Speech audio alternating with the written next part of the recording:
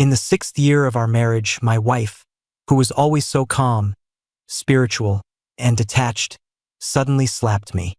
She thought I had hired someone to cause an accident that hurt her lover and illegitimate daughter. I just hit my limit. I was done holding back and figured if I was going down, I'd take everyone with me. Later, she tried to patch things up, but there was no going back. Feeling utterly annoyed, I was playing the violin to calm down when Irene barged in and yanked my shoulder from behind. I spun around, and she slapped me hard across the face. My left ear buzzed and my cheek burned. Years of suppressed anger burst out of me. I stood firm, looking at her with a gaze that could kill. Did you hire someone to cause Vincent and Nina's accident this morning? Didn't I make it clear, don't touch them? Vincent, her lover, was the apple of her eye. Nina was their illegitimate daughter. Every time something happened to them, they'd blame me right away. Facing Irene's furious accusations, I furrowed my brows, clenched my teeth, and swung my violin right at her head, no holding back. Thud. Unfortunately, since I hit with my left hand, I didn't manage to really hurt her. Justin, are you insane? Caught off guard, Irene staggered back in shock, her angry scream echoing through the room. I shot back, refusing to give in. I've never been slapped in my life. Try it again, and I swear I'll kill you. Irene stared at me, shocked and speechless. The guy who always swallowed his pride and played along was finally showing some backbone? Didn't I tell you? Vincent doesn't threaten your place in my life. Why go after them? I laughed sarcastically. Irene, do you think you're the only woman in the world? Are you some prized catch? Do you think being married to you is such a blessing? I couldn't care less. Irene fell silent, unable to have a comeback for my sharp words. Vincent might want you, but I sure don't. To me, he and his daughter are nothing. If I wanted them dead, it'd be done already. Now get out of my house. You're not welcome here. Irene stared in disbelief, her face flush with outrage. Don't play innocent. I know you too well. You'll do anything for gain, even endure the humiliating. Play innocent? Look who's calling the kettle black. Acting devout while being the worst of the worst. You're trying to live like your dad. Playing happy families with lovers and illegitimate kids. You're full of it, just like a trash bag. I knew exactly where it hurt her most. Sure enough, Irene was furious, her face burning with embarrassment. She knew her actions wouldn't look good. You think I'll do anything for benefit? Aren't you doing the same, keeping your lover as a side piece, doing shady stuff? Aren't you just as low?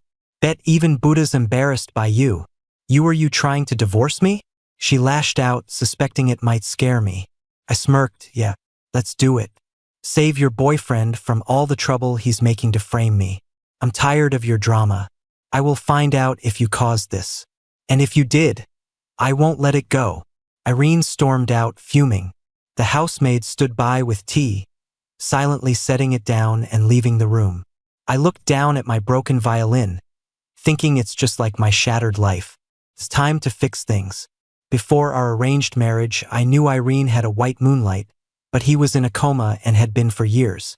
Right after his accident, she started following a religious path, praying and hoping for his recovery. But she's the Booth family heiress. Sticking with someone in a coma forever wasn't feasible unless she gave up her claim and everything that came with it. Her family wouldn't hear of it, especially her father, John, who'd rather see her lover dead than allow her to renounce her place in the Booth family. So she married into the Wilsons. The reason? Something ridiculous. My eyes reminded her of her lover, Vincent. As for me, I had my reasons to go along with it. As the oldest grandson in the Wilson family, my purpose was to marry well for the family's gain, solidifying the Wilsons' standing. I was to be used as a stepping stone, not truly valued. I had younger siblings from my parents, and other kids in the family were either my mom's illegitimate children or my uncle's kids. 5 years ago, a car crash put my dad in a coma. Within 6 months, my mom's lover moved in as the man of the house. If I refused the marriage, my siblings would struggle, and we'd have no financial support for my dad's care. I had no choice, so I agreed to the marriage. Irene wasn't lacking as a partner, apart from being in love with someone else. I just didn't expect that in the 3rd year of our marriage, Vincent woke up. His waking up quickly shattered our civil union and turned it into a 3-person mess. Especially after she announced to everyone that she had a daughter named Nina with Vincent. She didn't hesitate to show Vincent around at all the booth's events, taunting me repeatedly and making me a laughingstock. But I just had to suffer through it. I had thought about divorce, but the timing wasn't right. I didn't want to let those who humiliated me off the hook that easily. Ring, ring, ring. A sudden phone call interrupted my gloomy thoughts. I turned and picked up my phone.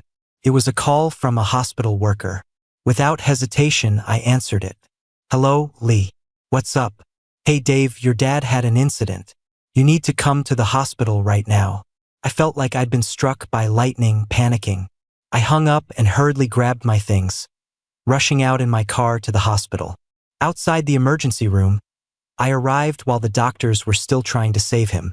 Lee just said that my dad suddenly stopped breathing, and Ken had been by, saying some really nasty stuff. Ken was Mom's lover she was eager to marry. This had to be linked to him. Suddenly, the emergency room lights went off. A doctor came out, removed his mask, and said, "We did everything we could. I'm sorry for your loss. You should start arranging the funeral." My mind went blank. It was like a string snapped, and I almost fell if it weren't for Lee and a doctor grabbing me in time, keeping me from collapsing. One thought kept ringing in my mind. I don't have a dad anymore. Lee helped me sit down and gently advised, "You need to take care of yourself so your dad can rest in peace." He seemed experienced with this. He then asked, "Should we inform others? Your siblings might want to see him one last time, right?" In my hurry, I hadn't thought to tell others. I assumed it would be just like before, just a false alarm and he'd be okay. I never expected this would happen. I took deep breaths to calm myself and handle everything rationally. Soon, I got my grip back and decided to call the police and request an autopsy. I wasn't going to let any culprit go unpunished. 2 days later, after the autopsy was completed, my dad was moved to the funeral home for the service. I contacted my siblings to handle the arrangements and prepare the funeral. I didn't inform the Wilsons or the Booths. Nobody cared about him anyway. When he was alive, people treated him poorly, so no need to bother him now that he's gone. However, the Wilsons still showed up at the funeral. Seeing Ken's smug face, pretending to pay his respects, made my blood boil. Couldn't hold back. Right in front of everyone, I kicked him hard, sending him sprawling. The crowd gasped, and all hell broke loose. "Justin, are you nuts?" After Ken's cry from the fall, Stephanie was furious and yelled at me as if she wanted to tear me apart. Fearlessly, I replied coolly, 5 years ago, my dad's car accident was his doing, and you were involved. This time he suddenly passed? It was him, he gave Dad an injection. Don't think I don't know. What nonsense are you spewing? The crowd quickly turned gossipy, exclaiming and whispering, while Stephanie tried to belittle and suppress me. With my dad gone, I had no more reservations. So I sneered. Nonsense? I pointed at Gloria, the illegitimate daughter of Stephanie and Ken. What's her existence then? Why are you here with your whole family? For show or to mock? In wealthy families, illegitimate children are common, so Stephanie just scolded me. Have you had enough? Do you even know where you are? This is a funeral. I was well aware it was my dad's funeral. If I didn't seek justice, I wasn't fit to be his son. I scanned the crowd and noticed Irene there, looking shocked at me. I ignored it and continued with a mocking laugh. And another secret for you, I gestured to Gloria, has had a heart transplant. And do you know where it came from? A living donor. No way, is that true? Is it really that monstrous? The crowd erupted into chatter. Stephanie moved to stop me, hand raised to slap me, but my sister Bonnie stepped in, quickly smacking her back, warning, touch my brother, I dare you. Stephanie was overcome with rage, nearly fainting. Bonnie was feisty and wouldn't back down. Stephanie had no real advantage here. Take your adulterer and your bastard and leave. Don't taint my dad's funeral. Otherwise, I'll personally show you out. Bonnie's words were clear, with her fists clenched tightly, bursting with warning. Stephanie paused, realizing she couldn't play the family harmony card. I'm hurt, Stephanie. My ankle, my back, get me to the hospital. Ken moaned and groaned, catching everyone's sympathy, pretending he's seriously hurt. Not wanting more exposure of their dirty laundry, Stephanie helped him up and left, taking what was left of their dignity. Gloria and her brother Albert followed, glaring daggers, unwilling to stay any longer. Why didn't you call me? After the funeral got back on track, Irene stood next to me, clutching her prayer beads, and suddenly asked something. Just a nominal daughter-in-law, really, and soon I won't even be that. It's unnecessary, I replied nonchalantly, still focused on my dad's memorial photo. Irene was so mad she couldn't speak, staring daggers at me, but didn't blow up in front of everyone. The funeral wrapped up quickly, and my dad was taken to the crematorium. While waiting for the ashes, a video of a scuffle at the funeral hit trending topics. I had ordered my people to do that. It was all part of a plan to smear the Wilsons' reputation and make them face consequences. Alongside, I released my dad's autopsy and the accident report, with evidence of Ken hiring a hitman, and even details about how Gloria got her heart transplant. I wanted to let the public judge and ruin the Wilsons' name for good. I had an IT company under my name which had been in the background for years, ready for this. By the time Stephanie realized she needed to respond, it was too late. The issue had already blown up online, and there was no way to fix it. Bro, do we not have a home anymore? My brother William asked, looking lost. I took my eyes off my phone screen and said firmly, nope, as long as I'm here, so is your home. Dad's gone, are you gonna get a divorce? Yup, I answered assuredly. Doesn't it bother you, Vincent picking on you like that? No way am I gonna let them have it easy. You're not gonna get yourself in trouble, right? William asked, full of concern. I've got it under control, I assured him. He seemed to relax a bit after that. Once we got the ashes, the three of us siblings headed to my villa, planning to pick a good day for burial. As soon as we got home and stepped inside, the housekeeper said, Irene and her dad are here. After Irene stormed out of the funeral home, I had no idea what they wanted to talk about. This stuff shouldn't be brought home. It's bad luck. Don't you know anything?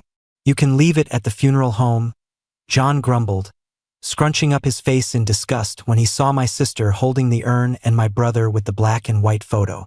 I shot back, unbothered. This is my house. Even if I turn it into a room for ashes, it's none of your business. Surprised by my cheeky comeback, John got mad. How can you talk like that? I'm just trying to help, but if you don't appreciate it, there's no need to be rude. Irene sat there composed on the couch, legs crossed, playing with her beads, silent as ever. If you've got something to say, spit it out. If not, you can leave. I don't have time to entertain you, I said coldly, basically showing them the door. John got even more riled up. Didn't even tell the Booths about the funeral in advance. What? Were you trying to embarrass us? Let people make fun of us? The Booths have embarrassed themselves plenty. One more won't matter, especially since I'm divorcing your daughter soon.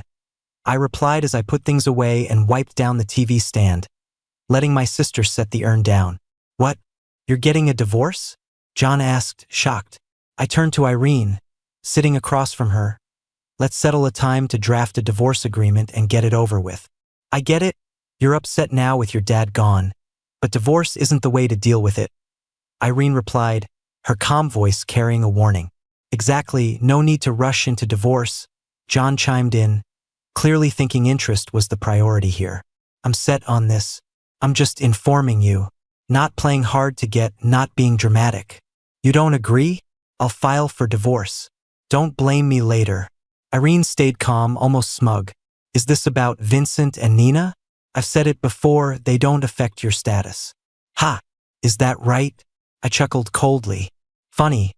I still remember you storming in here and slapping me in the face. What the hell? You hit my brother?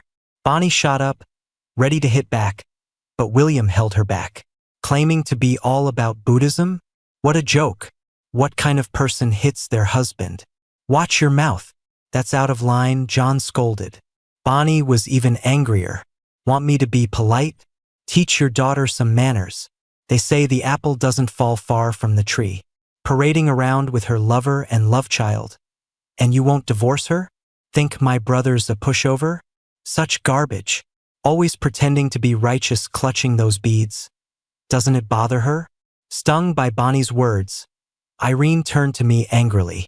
I've never hid Vincent's existence. So what are you making a fuss about now? True, you weren't hiding him, but I never thought you'd stoop so low. You've become just like your dad.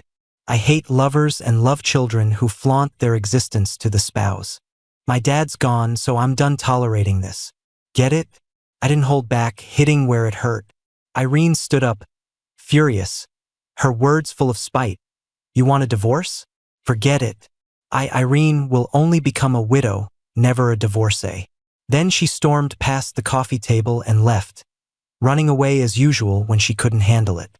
She never changed or admitted wrongdoing, always doing what she wanted. Even if she claimed to follow a peaceful path, she wanted it all. She wants a husband who's a good match and a lover who's gentle and talented. She wants it all. Just look at her go for it. John, seeing the situation, turned pale and asked, So, did you make those videos online? You're trying to ruin the Wilsons? I didn't want to answer. I coldly said, That doesn't seem to concern you. You should probably worry about yourself. John seemed to understand something, got up, and left without asking more.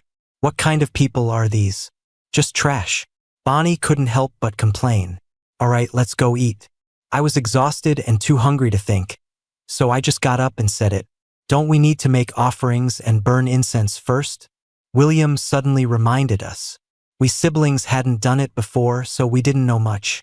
But in the end, we laid out offerings in the living room for the ritual before heading to dinner, then washed up and decided to rest, ignoring everything else for the time being.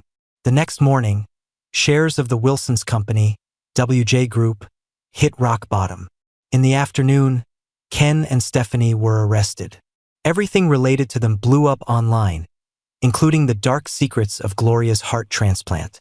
It stayed high on trending topics, infuriating the public and triggering outrage. People were furious about their so-called privileges, loudly demanding justice. By evening, unable to reach me, the Wilsons repeatedly urged me to return, eventually sending someone to force me back. When I walked in, everyone was present. It looked like a tribunal, ready to accuse me. I might not get out of this door easily today. Bang! Mrs. Wilson was the first to lash out, throwing a teacup at me in anger, yelling, You brat! What are you trying to do? Ruining the Wilsons' reputation, what good does it do you? I dodged the teacup, unfazed, and replied, No benefit really, but I'm avenging my dad, taking a few enemies down with me. Isn't that fair? Everyone was shocked, not expecting someone usually so docile to be so extreme. Aunt Julia spoke directly. Even if you want revenge, you didn't have to make it public, did you? If the Wilsons fall, your life with the Booths won't be easy either. Take those videos down. If someone killed your dad, could you just let it go? I retorted bluntly. Faces turned awkward, and no one argued back. If the Wilsons don't fall, I won't get my revenge. You'd protect Stephanie and Ken, even Gloria, using your wealth and power as a weapon against the weak. Like the young man whose heart was taken. Do you know why he was unexpectedly hit after work and then had his heart removed while still alive? It isn't fair, is it? Mrs. Wilson looked pained, clutching her heart, unable to accept it. I continued, They who do evil will eventually be punished.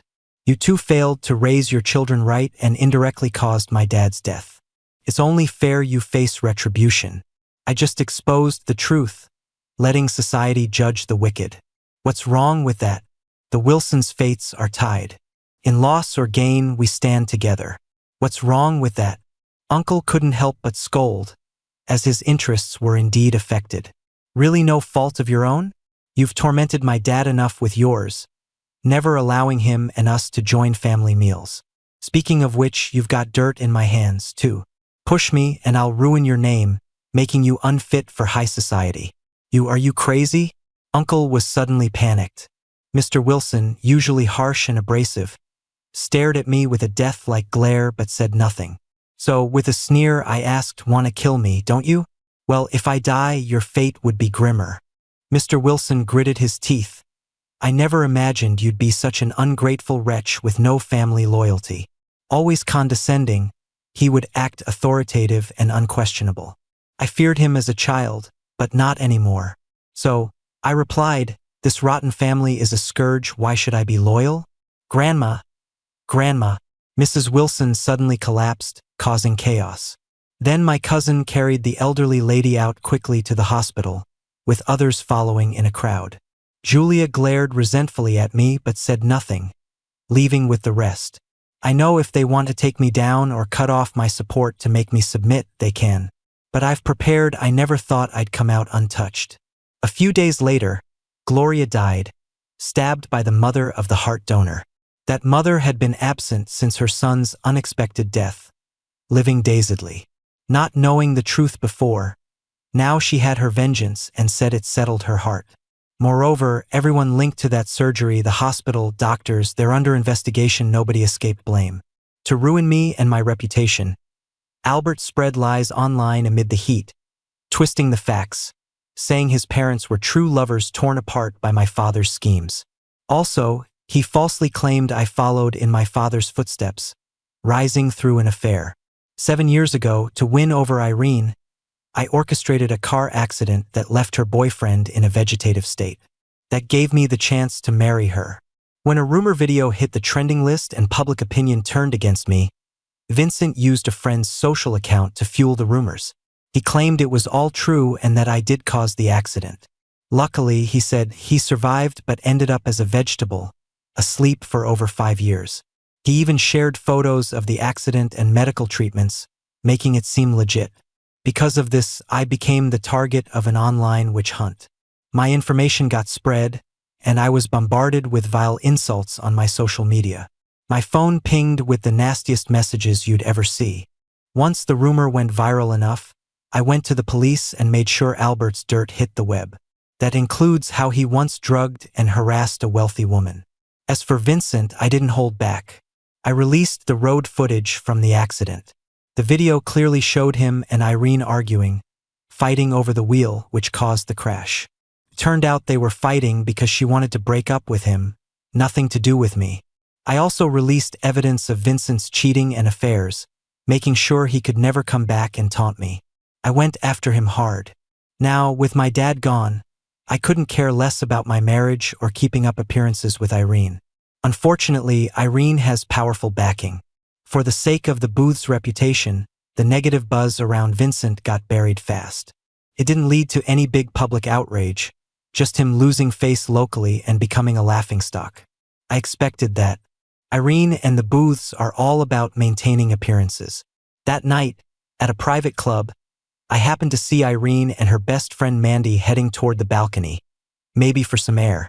I was going to approach them for a chat when I overheard Mandy teasingly ask, if you like Vincent so much and have a kid with him, why not divorce and marry him? Irene replied, as usual, with indifference. He's not fit to be a husband, can't handle my family, can't give me peace. Turns out, she's scheming not to divorce. How shameless. Mandy asked, aren't you scared Justin might fight back someday? People have their limits, Irene retorted, unfazed. A few fights don't matter as long as it doesn't cross my line. But he moved out over a year ago. That's not just a little fight. He'll come back when he wants kids. I'll give him one when he's ready, Irene said calmly. Mandy laughed. You really play at a higher level. But seriously, where does he get all this dirt on people? Private eye work, maybe? Irene sounded a bit down, no idea. He's got a digital tech company under his name. Probably gathered it all for a rainy day. So he's pretty scary. Can you handle him? Mandy asked. Irene, puffing a smoke, stayed silent. I didn't feel like eavesdropping anymore. Didn't want to chat either, so I turned to leave. Just then, I ran into Vivian, standing by a private room's door, looking curious. Long time no see, I greeted with a smile. Vivian flashed a bright smile. Want to grab a drink? Sure. Was looking to talk to you anyway. Vivian led me to another empty room, ordered drinks, and asked with a smile, so what's up? I got straight to it. WJ Group stock has plummeted and they're close to delisting. Some projects have stalled. I was hoping you could seize the chance to buy WJ Group or become the major shareholder. How about it? Vivian leaned back on the sofa, casually smiling, and after the acquisition, I don't have another plan. I just want you to kick the Wilsons out of the board, especially my aunt and uncle. I don't want them abusing WJ Group's resources anymore. A few projects there are about to profit, you won't lose out. The problem is your grandma, aunt, and uncle might not want to sell their shares. I've got leverage over my aunt and uncle. I'll give you the info they'll sell. As for my grandma, she's old. She'll weigh the pros and cons. You'll figure it out. Okay. Vivian agreed with a meaningful smile. Suddenly, she asked bluntly, when are you planning to divorce? Don't tell me you're still gonna put up with it.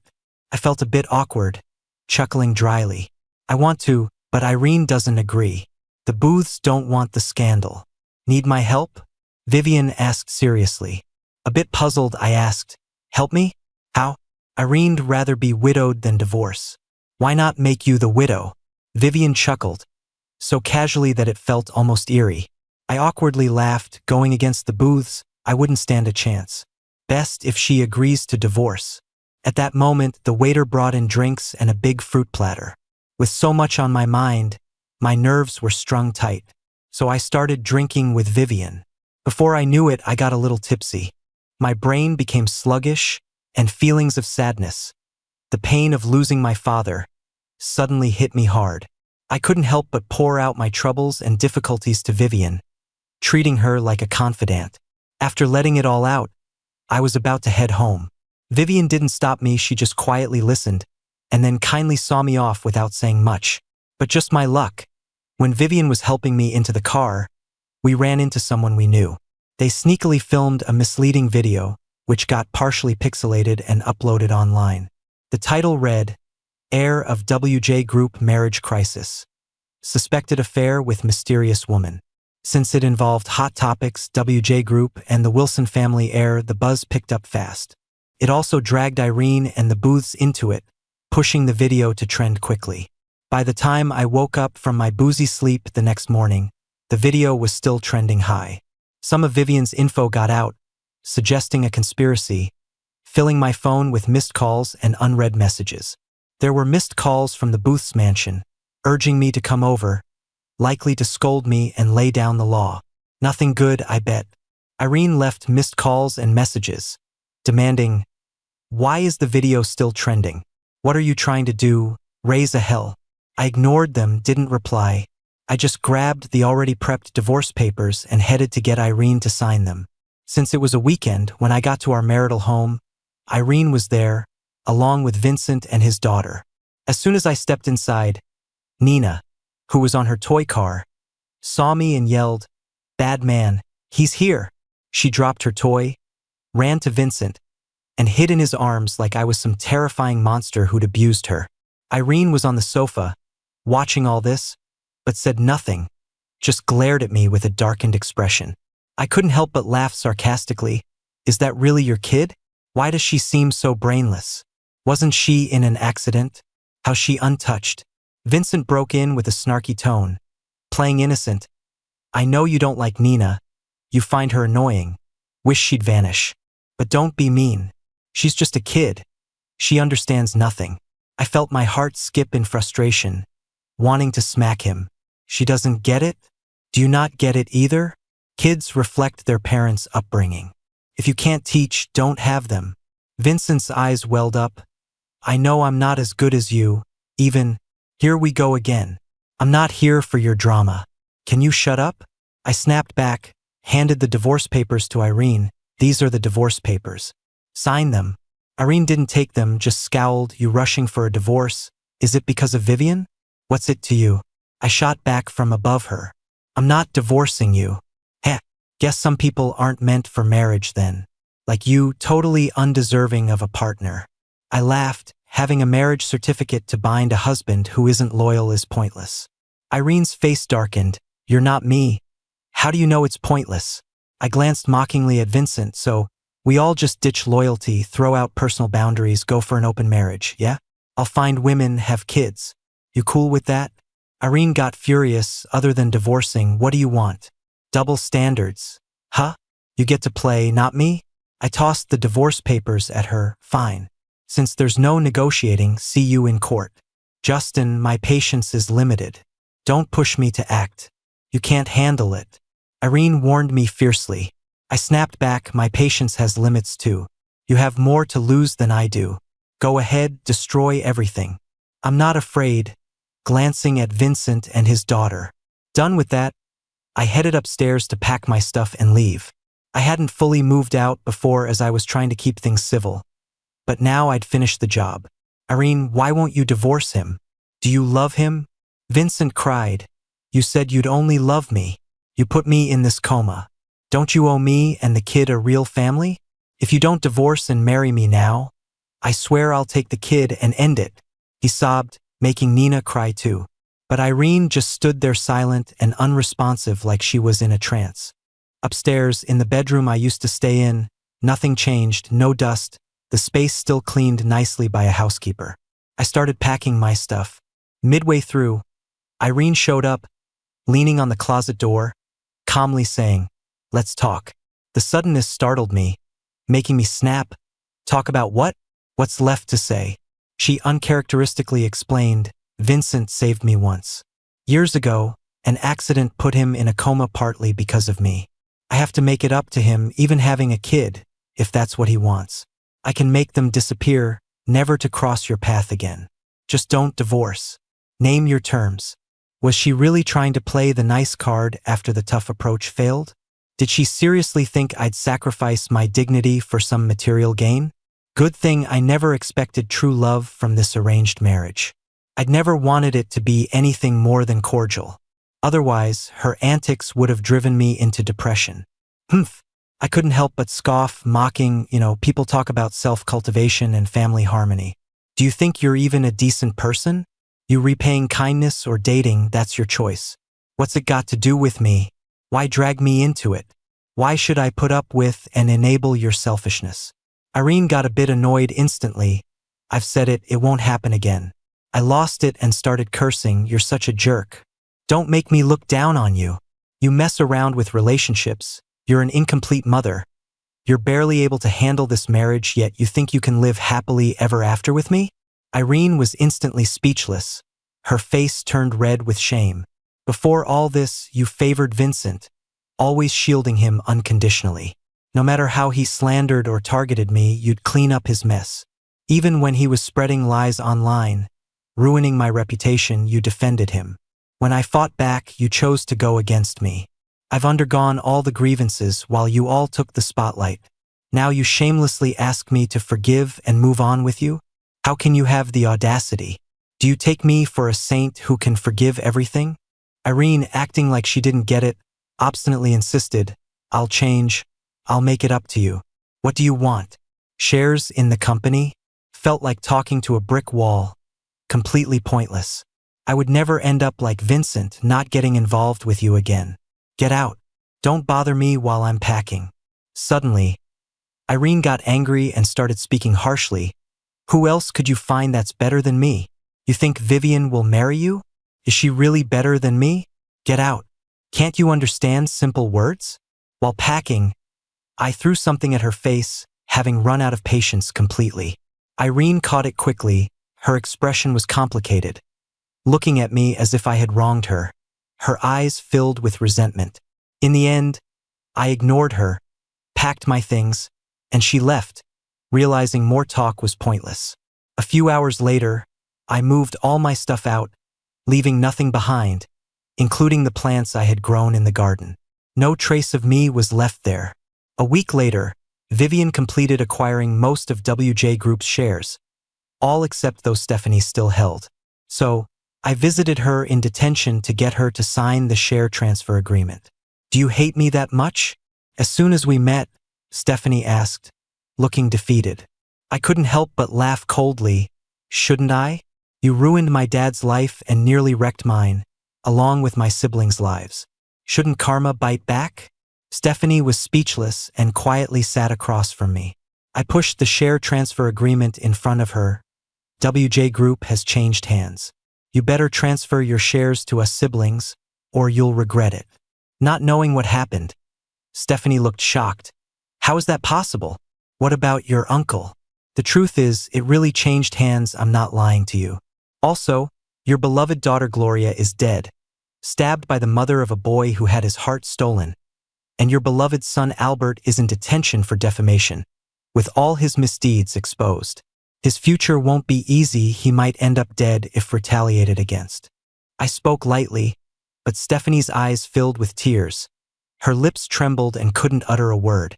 After a while, she bitterly remarked, I can't believe it. You turned out to be the wolf. Your dad was holding the leash. It's insane. Choking up, she suddenly asked, if I sign, can Albert go free and be sent abroad safely? I felt a sting of bitterness inside, realizing how differently children are treated. Is this what they call a child prospering because of their mother? All right. I agreed, though I couldn't guarantee his safety once abroad. Stephanie shakily signed and stamped, without hesitation. After double-checking, I packed up the agreement to leave. Sorry. As I turned, Stephanie suddenly choked out an apology. My heart filled with mixed emotions, but I still laughed coldly. Even if you apologize, it won't reduce your sentence, so save it. I don't believe she thinks she's wrong. People like her, even if they are wrong, would never admit it. An abrupt apology like this is probably just for her illegitimate son to avoid revenge. Later, I didn't sell the shares, I split them 3 ways, keeping them with us siblings. Vivian did not mind or insist on complete acquisition. A month later, as Irene refused to sign the divorce papers, I filed for divorce. Soon, the court date arrived. The case was clear, preparation was thorough, and evidence compelling. So the divorce was granted in court. Even though Irene still refused, there was no room for negotiation. After that, Vivian moved next door, occasionally dropping by to eat. Her intention was clear, wanting to be my girlfriend. Sometimes she'd sincerely light incense for my dad, hoping he'd approve of her as a daughter-in-law. My siblings even supported her, telling me to start dating her soon, or I'd go nuts. Another month later, Ken's case was closed, with a death sentence and immediate execution, along with civil compensation for multiple murder charges and severe impact. Stephanie got 20 years and 5 more of political rights deprivation for multiple crimes and related compensation. As for Albert, after being released, he was retaliated against, injured someone during the confrontation, and went back in, got a 3-year sentence, so he didn't even need to go abroad. With everything sorted, my dad was finally laid to rest. My siblings and I picked a good day and time to give him a proper burial. We wanted him to rest in peace without any lingering concerns. A year later, I married Vivian. Another year later, Vivian gave birth to our lovely daughter, and we named her Fiona. The next time I saw Irene and Vincent was at the aquarium. Our child was just over a year old at the time, and we were there with Vivian for a fun day out. We bumped into them pretty unexpectedly, and it got a little awkward. Long time no see. How have you been? Irene was the first to speak. She looked at me with calm eyes. The blue lights from the aquarium lit her face, while fish swam by the glass, giving her an inexplicable, lifeless aura. Vincent, holding onto their little girl, looked at me like I owed him millions, brimming with resentment. I heard that Irene didn't marry him. Shortly after our divorce, she lost her place as an heir of the Booths. She spent over a year in a temple before coming back. Now she started her own business and it's apparently doing well. Everything's good. How about you? I responded politely. I'm doing okay. Irene replied with a forced smile, her gaze dropping to my daughter. Is she your daughter? She's adorable. Upon hearing the compliment, Nina suddenly retorted, she's ugly. Not cute. Vivian, holding our daughter, couldn't help but snap back. Little girl, watch your mouth, or you'll get a sore tongue. Our daughter means the world to her. If it were an adult, Vivian would have probably slapped them. Nina quickly hid behind Vincent, too intimidated to continue her rude remarks. Sorry, she's been spoiled. Irene looked genuinely apologetic. She tends to speak without thinking. You can tell a child's nature when they're 3 and their character when they're 7. Watch out or life will teach her a harsh lesson. Vivian replied sharply, grabbing my arm to leave, not wanting to linger. Irene merely stood there awkwardly, saying nothing more. Vincent, on the other hand, couldn't hide his anger. He tapped Nina's forehead hard and scolded, "You're always causing a scene, embarrassing us." Nina started crying loudly, feeling wronged. Irene, however, sharply commanded her, "Stop crying, or we'll head home." There was no calming her down, no patience to gently correct the child's mistakes. A barren land can't grow roses, it's only a matter of time before everything withers, Vivian remarked, picking up the pace. "Let's go, don't look back. It's bad luck. She's pretty sensitive about this. If I ever mention Irene, she'll stay mad for half the day and needs to be soothed carefully." "Daddy, big fish, big fish." Our daughter suddenly pointed at the glass, excitedly yelling, "Mermaid, mermaid." "Yes, baby, you're so smart. It's a mermaid, but it's played by a person, not a real one." I explained patiently, not caring if she understood. She looked confused, not fully getting it.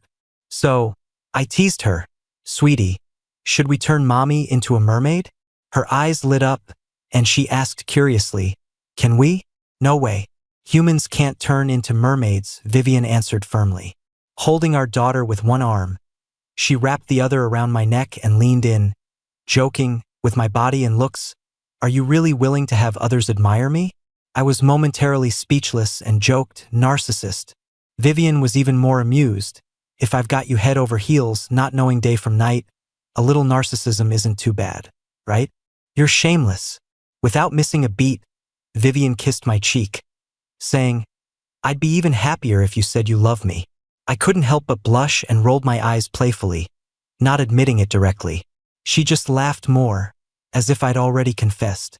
She's really easily pleased, full of energy. Just a little spark can light up her whole day. Being around her is easy and comfortable. She never gets wrapped up in negative emotions. Most importantly, she's a good, genuine person. She keeps herself above the mess of complicated relationships. Really, she's amazing. Marrying her was a choice I've never regretted. Having kids with her, even less so. Everything happened just right at the perfect time. Vivian's perspective. The first time I felt butterflies was seeing the groom at Irene's wedding. His name was Justin.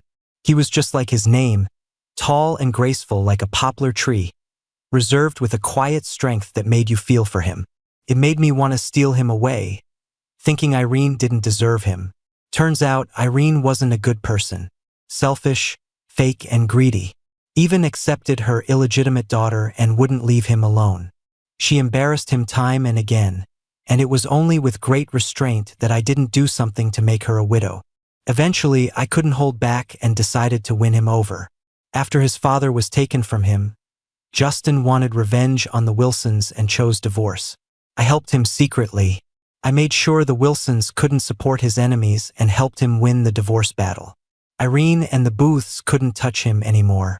I chased him for over 6 months, being as thoughtful as possible, before he let go of his doubts and agreed to date me.